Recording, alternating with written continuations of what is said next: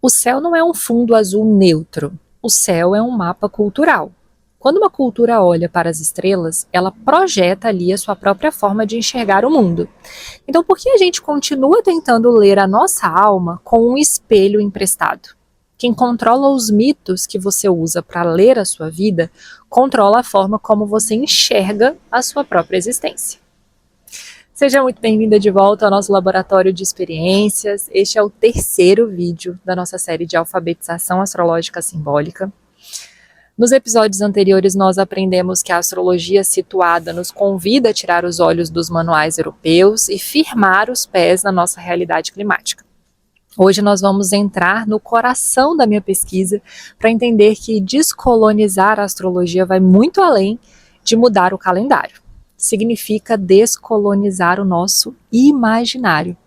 Existe um conceito fundamental na antropologia, defendido por autores como Clifford, antropólogo estadunidense, que nos mostra que a cultura é uma teia de significados que o próprio ser humano teceu. As mitologias de um povo não são apenas historinhas infantis ou alegorias poéticas. Elas são sistemas culturais complexos, elas servem para organizar o caos do mundo e contar como uma cultura específica enxerga a vida, a morte, o tempo, a ética e as relações sociais.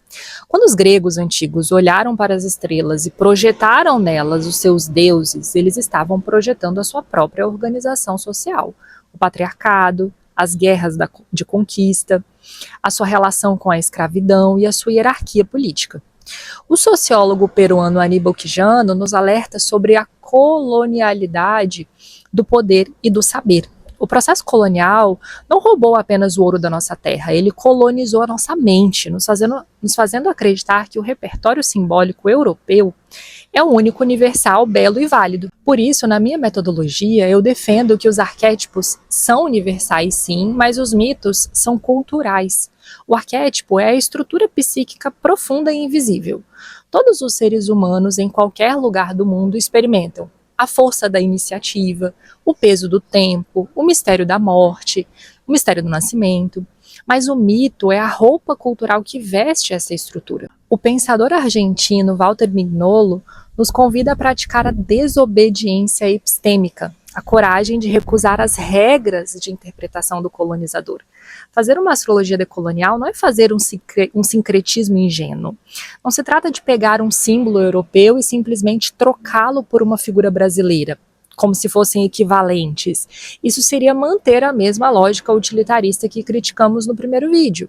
O que nós fazemos aqui é uma tradução cultural astrológica baseada no conhecimento situado.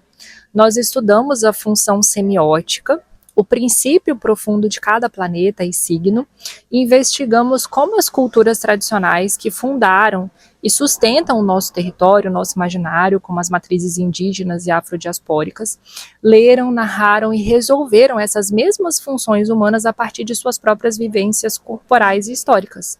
O céu é cultural. O antropólogo brasileiro Eduardo Viveiros de Castro, ao formular o perspectivismo ameríndio, nos mostra que diferentes povos não têm apenas opiniões diferentes sobre o mesmo mundo, eles habitam mundos simbólicos diferentes. Quando nós estudamos a função do tempo, dos limites e da maturidade, que a astrologia clássica chama de Saturno, por exemplo, em vez de recorrermos apenas ao medo do inverno grego ou ao deus Cronos que devora os próprios filhos, nós podemos compreender como esse mesmo princípio de sustentação e respeito à ancestralidade é estruturado e vivido na nossa carne histórica, como acontece na sabedoria e na autoridade das senhoras do cajado da Irmandade da Boa Morte, na Bahia, por exemplo, ou no respeito que a nossa terra tem aos mais velhos que guardam a memória da nossa ancestralidade. Da mesma forma, a leveza, a comunicação, a circulação do elemento ar, que a astrologia ocidental chama de Gêmeos e Mercúrio, não precisa ser explicada apenas por manuais intelectuais rígidos. Nós podemos ler essa função semiótica acontecendo no laboratório da nossa própria experiência viva, como no outono aqui no Espírito Santo, onde os ventos mudam e o céu se enche do movimento espontâneo e colorido das pipas soltas pelas crianças e adolescentes nas calçadas. Sem falar das festas juninas espalhadas pelo Brasil, que são uma explosão de cores, música e conversas ao redor da fogueira. Ou seja, Esse é o território comunicando o símbolo através do corpo e do cotidiano. Alfabetizar-se simbolicamente é resgatar o direito de ler o cosmos sem sofrer de dissociação geográfica ou cultural. Entender que o nosso território é um universo simbólico sofisticado, completo e legítimo. Nós não precisamos de deuses emprestados para explicar quem nós somos. No próximo vídeo, nós vamos avançar para entender como essas dinâmicas se organizam na prática dentro das diferentes zonas climáticas do nosso país, desenhando um zodíaco que finalmente conversa com o chão que a gente pisa.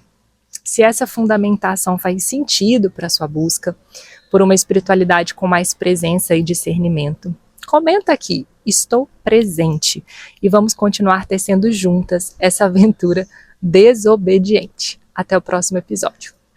Um beijo e até lá!